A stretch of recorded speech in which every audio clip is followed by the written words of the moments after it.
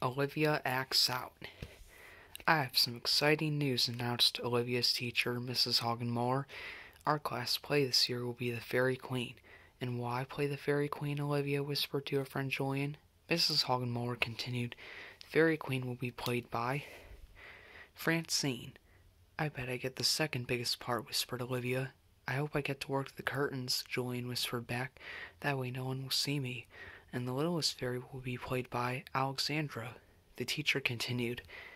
Giving out parts took a long time. Finally, there was only 2 roles left to assign, and only 2 students waiting to find out their roles, Olivia and Julian. Julian was chosen to be tree number 3.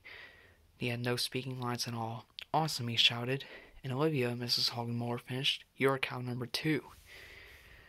At home, Olivia complained to her family. My part doesn't even have a name. Of course it does, said her mother. You're cow number 2. Now tell us what you say. Moo, Olivia answered. And? Her mother said encouragingly. That's it, Olivia replied in a grumpy voice. Only moo.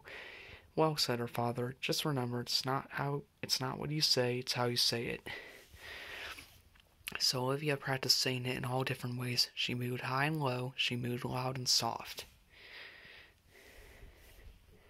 At school the next day, the class practiced the show. It was a disaster. Harold kept facing the wrong direction. Julian was allergic to his tree costume. He sneezed loudly every time Francine tried to recite her lines. I cannot work under these conditions, Francine moaned. I can, Olivia volunteered. Mrs. Hoggenmoore clapped her hands. Glass was taken from the top. From the top of what? Asked Francine, puzzled. Mrs. Hoggenmoore sighed. That means start at the beginning. So Francine repeated her line to cow number 2, and Julian managed not to sneeze, but cow number 2 wasn't paying attention. Olivia imagined the night of the play. Francine is on stage, looking out at the beautifully dressed audience. She opens her mouth, but nothing comes out, not even a tiny squeak. Oh no, wails Mrs. Hoggenmoore. Francine has stage fright. The play will be ruined. Don't worry, Olivia reassures her. I know every line, every gesture. She takes center stage, a star is born. And then Olivia remembered she was on stage as cow number 2. Francine was saying, For all your good deeds, little fairy. Moo, interrupted Olivia. Francine tried again. Little fairy, you have earned these fairy wings. Moo, Olivia said louder. Moo. Olivia, Mrs. Hoggenmoore said sternly. There's not a single moo in the script here. But Mrs. Hoggenmoore, Olivia protested. I think the cow would be happy for the little fairy.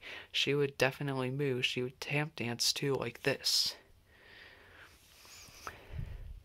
Back at home, Olivia asked Ian to practice lines with her, but he just laughed. All you say is moo. How much practice do you need? It's not what you say, Ian, it's how you say it. Olivia tried to imagine herself in the spotlight stealing the show as cow number 2. She said. What have cows ever done that's interesting? Well, Julian replied, there's that one cow that jumped over the moon. You know, hey diddle diddle, the cat and the fiddle. That's it, exclaimed Olivia. If you're stuck being a cow, it's good to have a moon to jump over. The big night finally arrived. Everyone was in place on stage, and the curtain went up. I am, Francine began, then froze. It was just like Olivia's dream. Uh-oh, Olivia thought. Francine needs help. Olivia whispered to her, I'm the queen of the fairies. Those words were just enough to get Francine started. I'm queen of the fairies, she said grandly, and the show began. Before long, the play was ending. Olivia's big moment was coming. You horse, will you be merry? And you tree, will you be merry? And you cow, will you be merry? Francine asked. Moo, answered Olivia. She leapt up, up, up over the moon, and then down, down, down, and side to side, until she landed back onto the stage. She grabbed Francine's hand and exclaimed, The end. The end. The cast bowed, and the audience applauded wildly.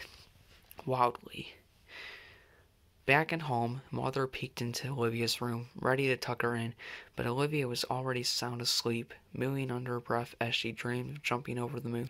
So Mother just pulled up the covers and whispered, Good night, Olivia.